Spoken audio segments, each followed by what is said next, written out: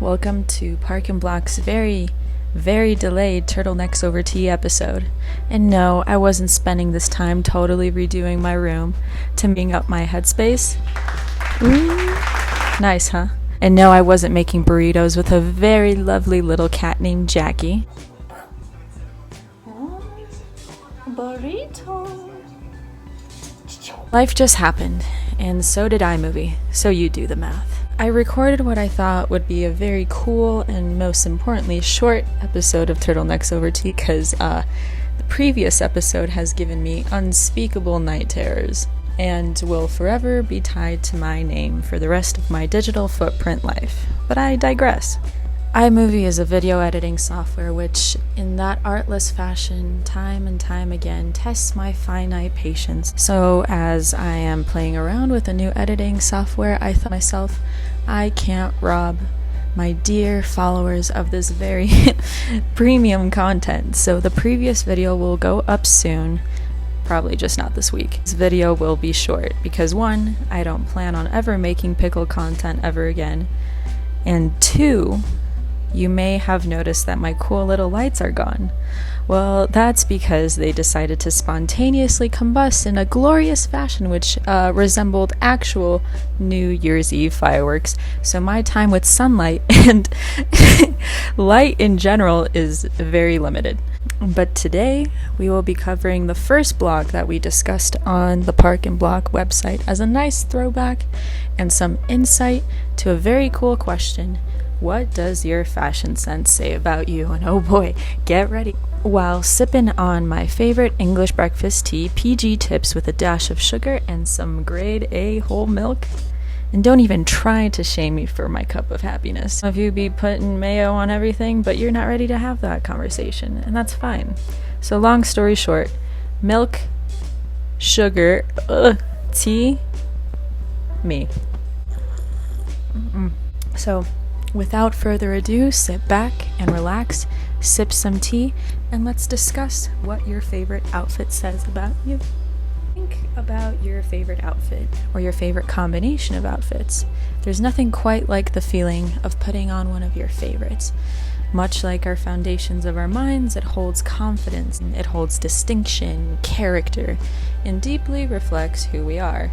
It holds our power as an individual self, something that is completely and uniquely you. Though our interests, our aesthetic preferences manifest right before us with a few threads, buttons, zippers, colors, fit. The subjects of our beloved graphic tees inspire us, communicate ideas to gawkers, and may even open up some dialogue or manifest a deep desire. Whether it's something like raggedy sweatpants or that Fiu Chanel boy bag or those tried and true white pair of Stan Smith sneakers, it's all us, a reflection of us.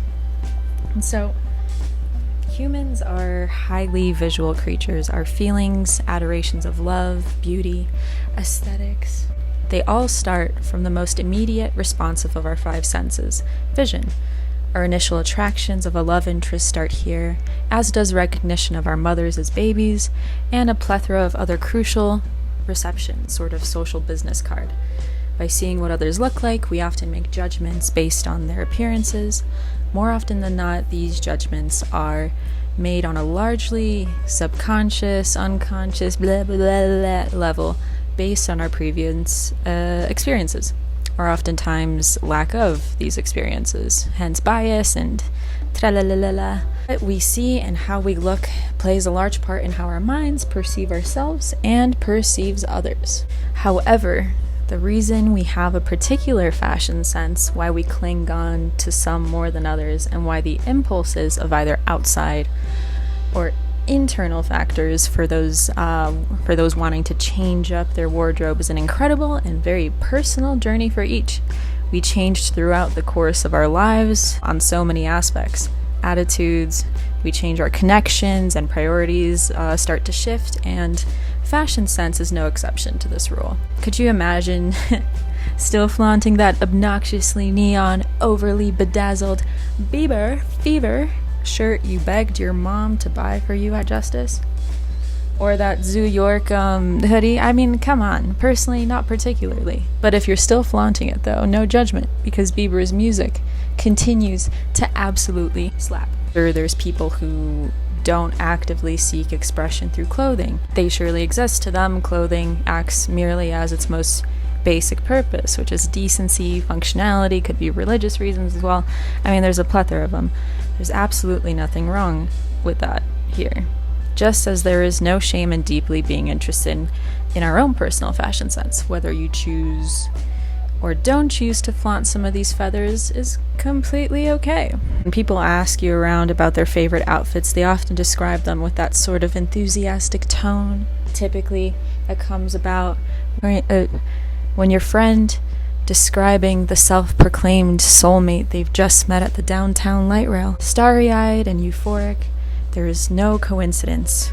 Before passively shrugging off your friend's 5-second romance, take a second to realize that the exact feeling of bliss and euphoria gravitated these two situations of fashion sense and soulmates. Very essence of attraction is at play here. Our perception of beauty, feelings of personal power, make us seek out or create an extension of ourselves with something that gives us a sense of understanding, appreciation, or simply the feeling of delight, the most pure form of happiness.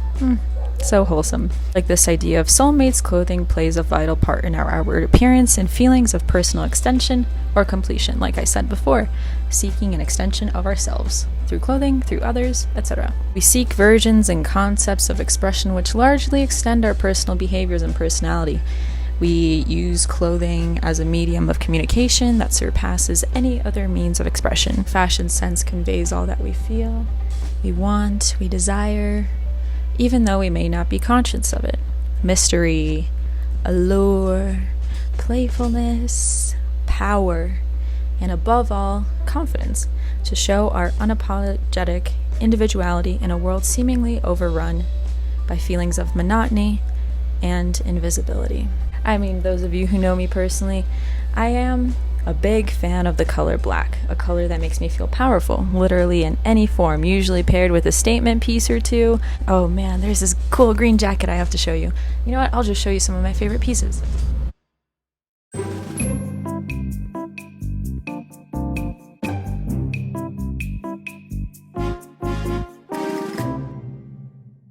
That wraps it up for this episode of Turtlenecks Over Tea. I encourage you to take a look at your closet, see what it conveys to you, and not so much of what other people really think of it. People will always have shit to say.